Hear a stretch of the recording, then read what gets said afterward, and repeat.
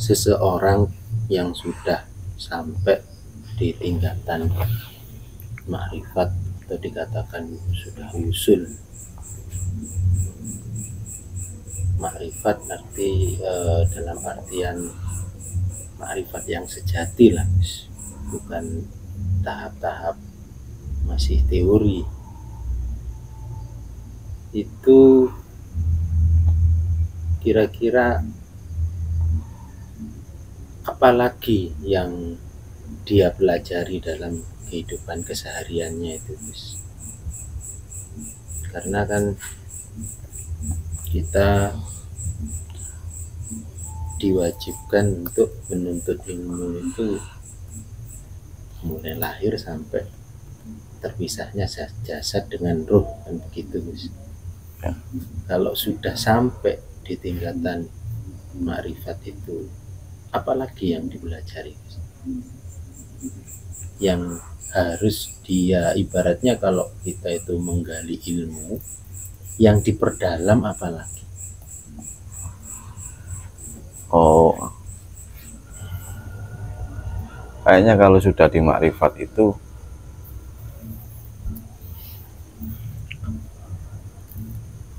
menikmati takdir, Mas, dan belajar dari yang dia pelajari, dia dalami lagi. Sebetulnya ya enggak ada, cuma dia mengawasi takdir dengan penuh gimana ya, menikmati takdir yang ada di dunia ini, dan dia mengambil pelajaran dari setiap kejadian, takdir apapun itu.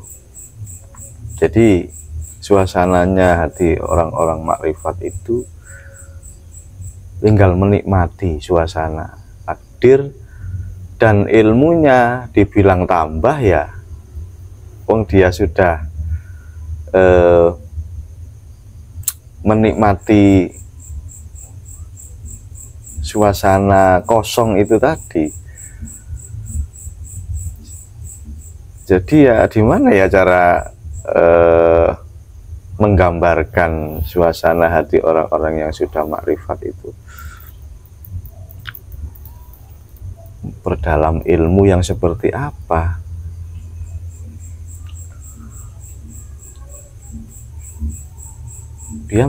Pokoknya dia terus mengambil pelajaran dari setiap takdir yang terjadi.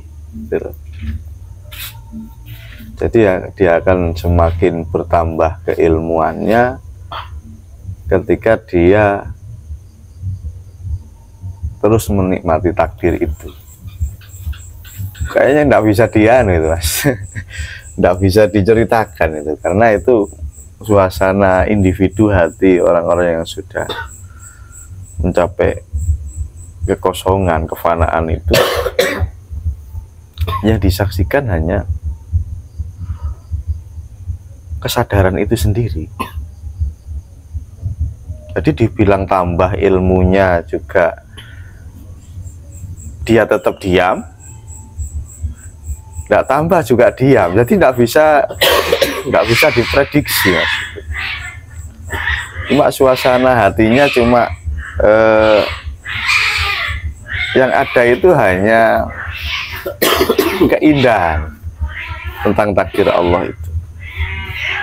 Tidak bisa diucapkan, sulit kayak menggambarkan itu. Kalau masalah sisi lahiriahnya, boleh jadi dia belajar dan terus belajar, seperti orang-orang yang masih belum sampai kepada ma'rifah, masalah ilmu pengetahuan itu.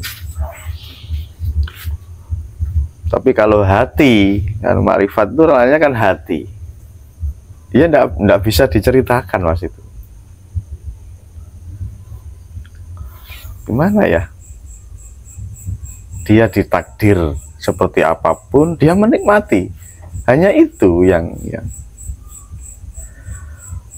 dirasakan oleh orang-orang ahli syuhud.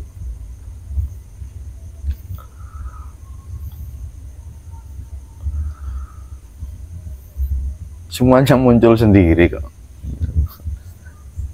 Ini sudah kosong, mau belajar ya itu tidak bisa diungkapkan dengan kata-kata. Itu suasana hatinya orang-orang ahli zuhud yang sudah mencapai makrifat sejati. Itu sulit kayaknya mau diterjemahkan itu. Artinya kalau dibahasakan itu, apakah bisa dikatakan sudah terbebas hatinya itu dari kewajiban untuk belajar tadi, Gus? Atau seperti apa? Sudah tidak ada lagi yang perlu dipertanyakan, sudah tidak ada lagi yang perlu, hal-hal baru yang perlu dia ketahui di dalam hatinya, atau seperti apa, Gus? Kan orang suasana ahli zuhud itu kan sudah apa yang menjadi takdir Allah itu kan sudah mengerti, Mas, sisi-sisi positif dan negatifnya. Terus Allah itu mau membuat takdir yang seperti ini, tujuannya apa, itu sudah memahami ahli zuhud itu. Jadi tidak perlu lagi dia sebetulnya diskusi apapun itu sudah tidak penting lagi bagi dia. Gitu. Cuma berhubung orang-orang ahli zuhud yang mempunyai tugas untuk menyampaikan ilmu-ilmu yang sudah dia peroleh, yang sudah dia rasakan, ya mengadakan kajian-kajian yang intinya itu bagaimana cara hati itu agar mencapai ketenangan, keindahan di dalam kehidupan dunia ini. Soalnya baik buruk itu sudah tidak ada dalam pandangan ahli zuhud itu, karena semuanya yang melakukan satu. Jadi dia tidak berani komentar apa-apa, juga dia tidak berani melakukan hal apa-apa. Dia hanya mengikuti apa yang menjadi pergerakan kesadarannya itu tadi. Kesadaran hidup ini Tuhan itu. Jadi apa yang dia laksanakan, apapun yang dia lakukan, itu sesuai dengan kehendaknya sudah. Makanya di dalam satu riwayat diskusi itu kan, siapa orang yang sudah bertakwa kepada Allah, sudah berpasrah total kepada Allah, maka pendengarannya pendengaranku, penglihatannya penglihatanku, dan apapun yang dilakukannya adalah perbuatanku, kan gitu diskusi itu.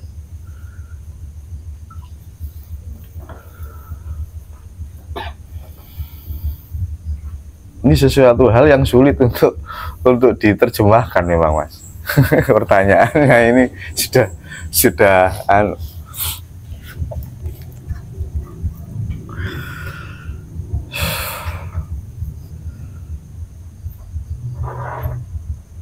ada rancangan dalam kehidupan ini, tidak ada apa-apa. Duduk diam, menyaksikan, menikmati, ngetut nolak cara Jawa ini mengikuti arus saja.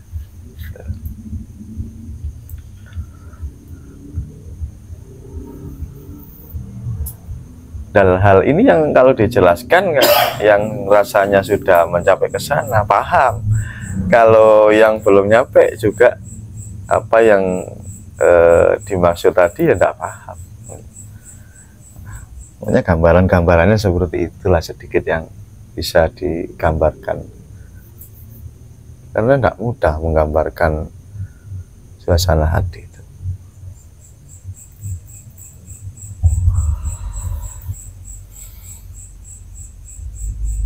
Ya intinya ya itu sudah tidak bisa membedakan lagi. Pergerakan apapun di dunia ini, semua yang nyata hanya Tuhan itu sendiri. Pendengaran, penglihatan, pergerakan apapun yang dia saksikan hanya pergerakan Tuhan itu sendiri.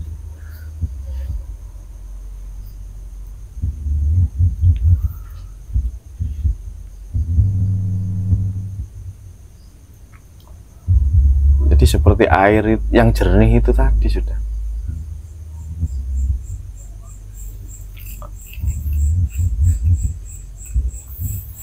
Mau dinilai apanya lagi, sudah bening, sudah bening, sudah bersih.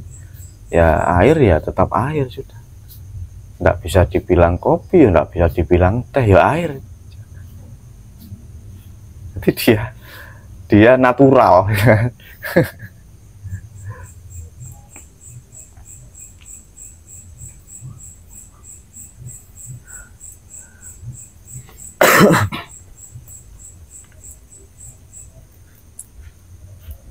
Makanya sering saya pertanyaan-pertanyaan dalam kajian-kajian kemarin-kemarin itu kan sudah tidak bisa membedakan apa-apa lagi.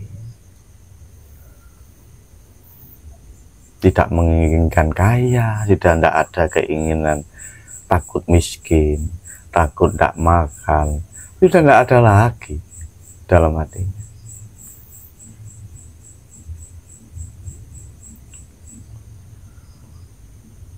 Apa takdir yang ada ya itu sudah dijalani, itu aja.